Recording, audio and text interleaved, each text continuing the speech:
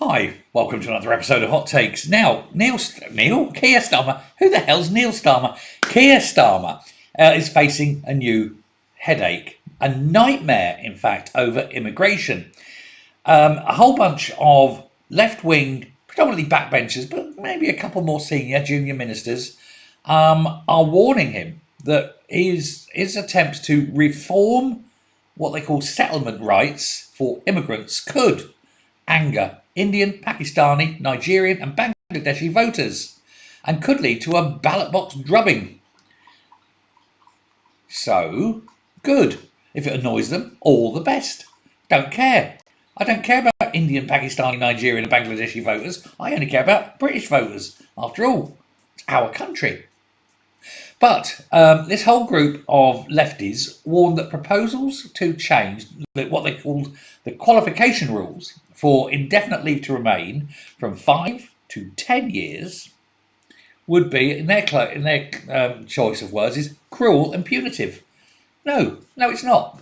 Here's the thing: if they don't like it, Britain will happily let them go. We're not going to keep them here. We won't force them to stay. If they don't like the rules, please don't. Feel free to leave. It's not a problem. And it's not cruel, is it? Why would having to live here 10 years be cruel? It'd be better for the British people, of course. They wouldn't have quite so much to put up with. And if it did drive a few away, we'll free up resources, wouldn't it? Housing, schools, healthcare. Because we've got far too many people in here for the resources we have. Now, they're asking the new Home Secretary, Shabana Mahmood, to ditch the plans because they could be punished by voters. Oh, please understand something, Labour. It doesn't matter what you do. You're going to be punished by the voters. Big time styly.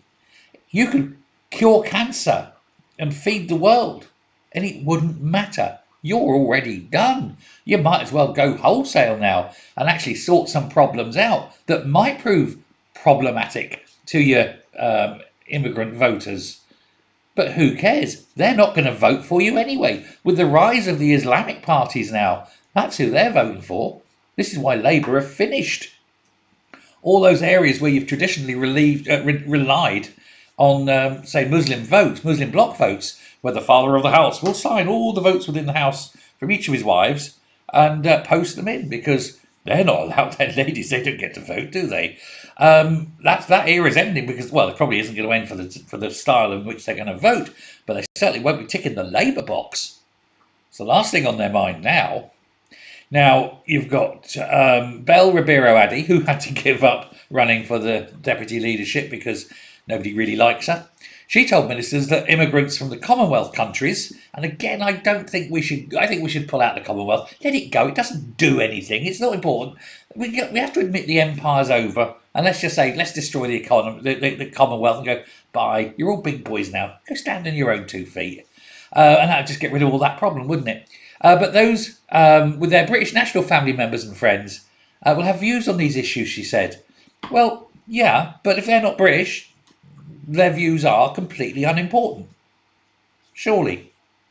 And if they think, well, coming to Britain's better, well, if they think coming here they can make Britain better, why don't they stay in their country and make their country better? They're obviously talented, so stay there, wherever it is, whatever place you're in, just stay there and make that better. And then maybe you'll make it so good that your family in Britain will want to go there and thrive. But that's not what happens, is it? No, that's not what happens.